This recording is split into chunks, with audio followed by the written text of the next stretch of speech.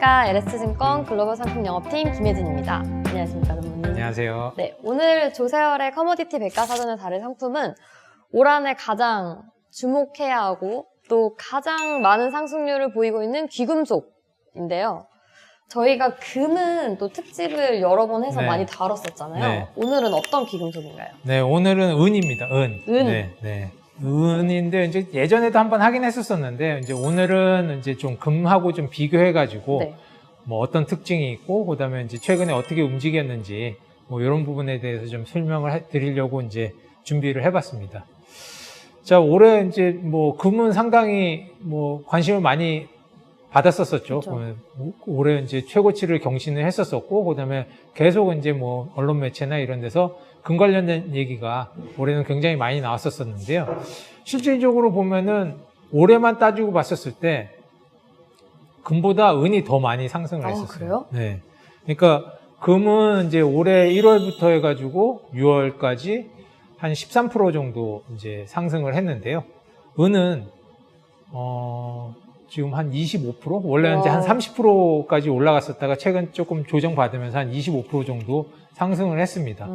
그럼에도 불구하고 아직 최고치에는 한 40% 정도 밑에서 저기 있으니까 조금 관심을 좀 가져볼 필요도 있지 않을까. 근데 뭐 어떤 것 때문에 이렇게 많이 올라갔는지 네. 그런 얘기를 좀 해보려고 준비를 해봤습니다. 금하고 은하고는 그 역사적으로 굉장히 양의 상관관계를 가지고 있습니다. 그러니까 한 코릴레이션이 한 80% 정도 되거든요. 0.8 정도 되니까 거의 금 올라가면은 은도 같이 올라가고 금 빠지면은 은도 같이 빠진다. 이렇게 보면 될 것 같습니다. 자, 그런데 이제 항상 그게 같은 비율만큼 움직이지는 않죠. 그러니까 금하고 은하고 이제 코릴레이션 비율이 한 0.8로 이제 굉장히 높긴 하지만은 금이 1만큼 움직였을 때 뭐 은이 똑같이 이렇게 움직이냐 하면 그렇지는 않습니다. 그러니까 골드 실버 레이시오라고 있는데요. 금 1온스로 살 수 있는 은의 양이 얼마나 되느냐를 가지고 이제 나타내거든요. 네. 그래서 낮을 때는 한 17 정도 됐다가요. 그다음 높을 때는 123까지도 올라가는데 17이라고 그러면 이제 금 1온스로 가지고 이제 실버 17온스 살 수 있는 거니까 상대적으로 봤을 때 은 가치가 굉장히 높아진 네. 시기라고 볼 수가 있겠죠. 그다음에 이제 123까지 올라갔다 그러면은 이제 금 1온스로 123온스의 은을 살 수 있으니까 그때는 이제 굉장히 은의 가치가 떨어진 시기라고 네. 볼 수 있습니다. 그러니까 콜레이션은 상당히 높지만은 그 가치는 상황에 따라서 굉장히 달라진다고 볼 수가 있습니다. 그러니까 17까지 빠졌을 때는 이제 언제였냐를 이렇게 살펴보면은 17 같은 경우는 1979년 뭐 요때니까 요때는 이제 그 유명한 그 헌터 브라더 그 은투기 사건으로 해가지고 은이 이제 사상 최고치를 이제 뚫고 올라갔었을 때 그때 이제 보면은 이제 그 골드 실버 레이시오가 17까지 빠졌었고요. 그다음에 이제 123까지 올라갔었던 건 이제 코로나 때 보면은 이제 금은 수요가 굉장히 많이 늘어났었는데 은은 아무래도 이제 산업재로 많이 쓰이다 보니까 그때 이제 산업이 많이 죽지 않았습니까? 그러니까 수요가 많이 줄어들어가지고 그때는 이제 금 1온스로 실버 123온스 정도 살 수 있을 그런 상황이 됐다. 그러니까 그 가치는 콜레이션은 높지만 가치는 그때그때 다른다. 이렇게 볼 수가 있을 것 같습니다. 자, 다음에는 이제 그 변동성인데요. 그 골드하고 실버 이제 변동성을 나타냈는데 거의 비슷하게 움직이지만은 실버 같은 경우는 훨씬 더 높게 움직이는 걸 볼 수가 있습니다. 그러니까 금이 올라가면은 은은 더 많이 올라가고요. 그다음에 금이 떨어지면은 은은 더 많이 떨어지는 그런 성향을 보이고 있습니다. 그만큼 이제 투기성도 강하고 변동성도 굉장히 강한 그런 아이템이라고 볼 수가 있습니다. 은 같은 경우에는 이제 주로 많이 사용되는 게 산업용으로 많이 사용이 되거든요. 그러니까 예전에는 주로 이제 아무래도 기금속이다 보니까 이제 장신구라든지 아니면 뭐 뭐 식기나 뭐 이런 쪽으로 이제 많이 쓰였었는데, 그 다음에 사진용으로도 많이 쓰였었죠. 근데 지금은 이제 그런 쪽도 많이 쓰이긴 하지만은, 절반 이상 쓰이는 게, 그러니까 전기 관련된 그런 용도로 많이 쓰이고 있습니다. 그러니까, 뭐, 태양광 패널 만드는 데 쓰인다든지 아니면 배터리 만들 때, 왜냐면 은이 구리보다 더 전도성이 더 좋거든요. 예, 그러니까, 구리가 이제 많이 쓰이는 거는 구리가 값이 싸기 때문에 쓰이는 거지, 전도성만 따지면은 은이 더 전도성이 좋습니다. 그런데 이제 아무래도 비싸다 보니까 전선 같은 경우는 이제 은 전선을 만들면 돈이 너무 비싸지니까 구리로 이제 전선을 만드는 거고요. 하지만 이제 태양광에 이제 패널에 들어가는 거는 이제 은 정도를 써도 괜찮기 때문에 태양광 패널 같은 경우에는 이제 중국에서 전 세계 공급량의 한 85% 만들고 있지 않습니까? 거기에서는 은을 굉장히 많이 씁니다. 그래서 그런 쪽 용도들이 점점 더 커지고 있다. 그러니까 산업 중에서도 이제 좀 옛날에는 이제 뭐 장신구 쪽 관련된 수요가 많았다 그러면 네. 지금은 이제 전기 관련된 수요, 그러니까 앞으로 점점 더 수요가 늘어날 가능성이 낮다 이렇게 볼 수가 있을 것 같습니다. 그 옆에 이제 금 관련된 수요를 보면은 금은 뭐 옛날이나 지금이나 뭐 비슷하게 것처럼 이제 실제적으로 쓰이는 용도는 네. 뭐 아무래도 이제 장신구 쪽이 장신구, 많죠. 네. 이제 금 목걸이라든지 뭐 이런 쪽에 이제 아무래도 사용량이 많습니다. 그렇기 때문에 이제 은 같은 경우에는 이런 산업적 수요가 많고 그다음에 그런 용도는 앞으로 점점 더 커질 가능성이 높다. 왜냐면은 지금 계속 친환경 그다음에 이제 재생에너지 이런 쪽으로 이제 계속 얘기가 나오고 그쪽으로 가다 보면은 아무래도 은 관련 수요가 훨씬 더 늘어나기 때문에 그렇습니다.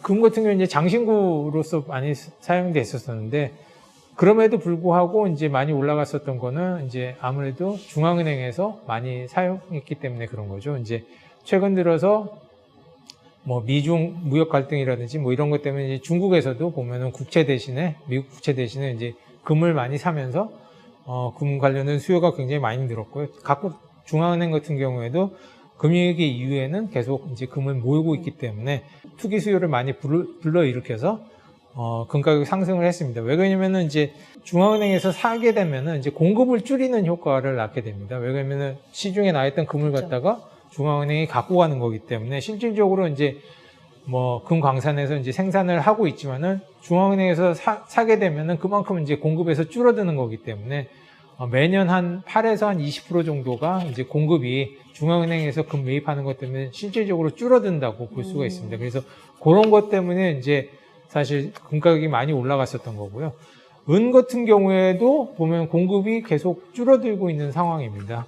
그러니까 은은 아까 말씀드렸던 것처럼 수요는 굉장히 최근 들어서 많이 늘어나고 있는 거죠. 그러니까 친환경 관련된 뭐 태양광 패널이라든지 이런 부분에서 굉장히 많이 늘어나고 있지만은 공급은 오히려 줄어들고 있는 상황입니다. 왜 그러냐면은 은 같은 경우에는 이제 다른 광산하고 마찬가지입니다. 그러니까 사실 크게 돈이 많이 안 들고 최근 들어서 이제 생산 비용이 많이 높아졌거든요. 그러니까 생산 비용은 높아지는데 예전에 이제 쉽게 채굴 할 수 있는 데 같은 경우에는 뭐 구리도 마찬가지고 은도 마찬가지처럼 쉽게 채굴 할 수 있는 데는 벌써 다 채굴했고 이제 점점 더 비용이 높아지는 거죠. 그런데 이제 은 가격이 그동안 그렇게 높지가 않았었기 때문에 사실 공급 관련된 투자가 많이 이루어지지 않습니다. 하려고 그러면 이제 광산도 개발을 네네. 해야 되고 시설도 보수를 해야 되고 뭐 이런 부분들이 있는데 그런 부분들이 그동안 그렇게 많이 이루어지지가 못했었던 거죠. 그래서 수요는 굉장히 빨리 늘어나고 있는데 공급은 오히려 줄어드니까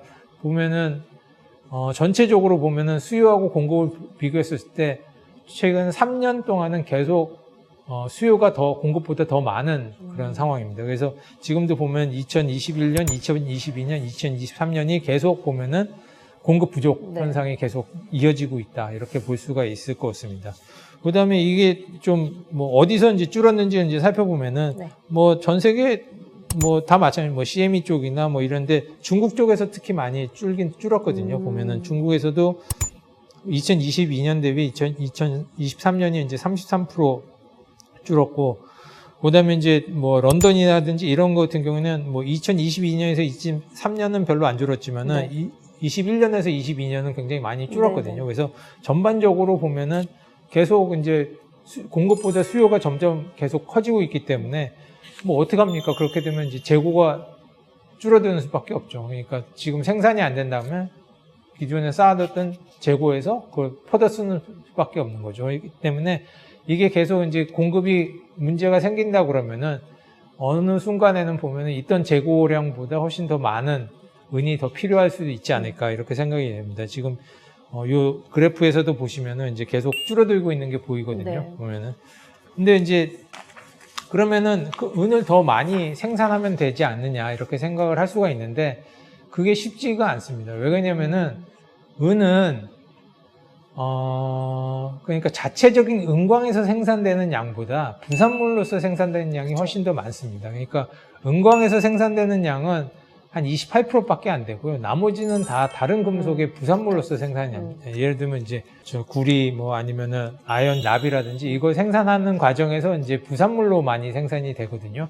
근데 이 부산물이라는 게 문제가 뭐 가격이 높다고 해가지고 부산물을 더 많이 생산할 수는 없지 않습니까? 그러니까 구리 가격이 좋아야지 하다 보면 이제 은도 더 많이 생산이 되는데, 예를 들면 구리 가격이 안 좋은데 뭐 은 가격이 좀 높다고 해가지고 구리를 더 많이 생산할 수는 없지 않습니까? 그러니까 이게 이제 가격이 이제 굉장히 비탄력적인 거죠. 그러니까 가격이 만약에 은만 생산한다 그러면 그냥 은을 더 많이 생산하면 되겠네라고 할 수 있는데, 이게 한 3분의 2 이상이 이제 부산물로 이제 나오는 부분들이 많거든요. 그러니까 특히 구리나 뭐 납이나 뭐 이런 걸 갖다가 더 생산해야지 은도 나오기 때문에 그런 부분에서 굉장히 공급에서 이제 늘리기가 쉽지 않은 부분이 있는 거죠. 많이 생산되는 데가 이제 멕시코라든지 페루 뭐 이런 쪽인데, 그쪽 같은 경우도 생산이 계속 줄어들고 있습니다. 그러니까 그쪽 같은 경우에도 이제 투자가 계속 이루어져야 되는데, 투자가 아까도 말씀드린 것처럼 그동안 별로 없었었거든요. 네. 그다음에 그러다 보니까 이제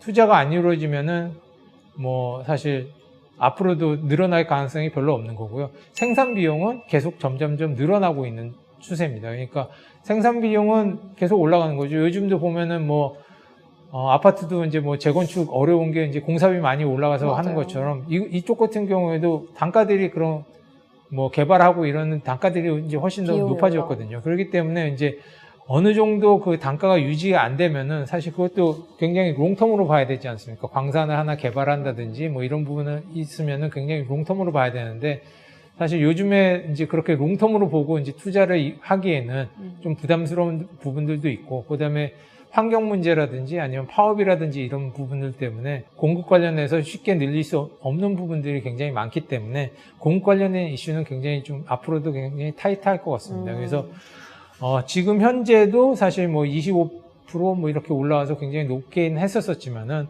앞으로도 보면은 이런 상황이 쉽게 개선되기는 어려울 것 같거든요. 그러니까 수요는 당분간은 계속 늘어날 수 있을 것 같고, 그 다음에 지금 공급은 단기간에 이제 늘리기는 쉽지 않을 것 같습니다. 네. 그러니까 은광 늘리기도 쉽지 않고 부산물 늘리기도 쉽지 않기 때문에 지금도 보면은 이제 뭐 많이 올라가긴 했지만은 그런 점을 염두에 두시면은 롱텀으로 봤었을 때는 한번 관심을 계속 기울여 보면 좋지 않을까 싶어가지고 오늘 이제 은에 대해서 한번 준비를 해봤고요.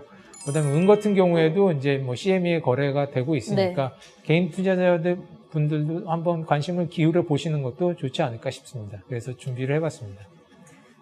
말씀하셨듯이 요즘에 골드에 관한 기사나 뭐 언론에서 많이 다루는데 상대적으로 주목은 덜 받았지만 지금 은을 둘러싼 상황을 생각해보면 골드랑 동반 상승하는 경향도 짙고 그리고 공급 상황도 타이트하고 거기에다가 전기 관련 산업 수요도 있고 그러면 오히려 금보다도 올해 더 좀 성장 모멘텀이 많은 상품이네요. 그렇죠. 금 같은 경우에는 또 이제 최고치를 뭐 한번 경신했었었고 그걸 계속 뚫고 올라가려고 하면 이제 모멘텀이 좀 필요한데, 아무래도 실버 같은 경우에는 아직 뭐 최고치하고는 한 40% 정도 이제 괴리도 벌어져 있고, 그다음에 공급 상황이 굉장히 좀 타이트한 상황이기 때문에 뭐 올해 평균으로 봤었을 때는 뭐 그래도 뭐 지금보다는 더 높은 수준에 있지 않을까 그렇게 생각은 됩니다. 아까 차트상에서는 또 빠질 때도 빠질 때도 확 빠지는 근데 이제 경향이 아까도 있어서. 말씀드린 것처럼 이제 금이 올라갈 때는 실버가 더 많이 올라가고 많이 금이 빠질 때는 이제 실버가 더 많이 빠지는 그런 현상을 보이는데,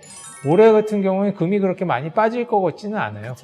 그러니까 금 같은 경우에는 하방도 굉장히 탄탄한 상황이고, 그러다 보면은 이제 은 같은 경우에도 뭐 그렇게 많이 빠질 것 같지는 않거든요. 그래서 그런 점에서는 한번 관심을 가져보는 것도 괜찮지 않을까 싶어서 한번 준비를 해봤습니다.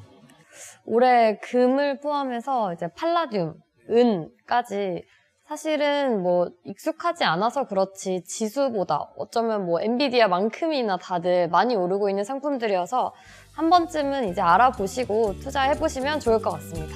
네, 오늘도 유익했던 시간 감사합니다.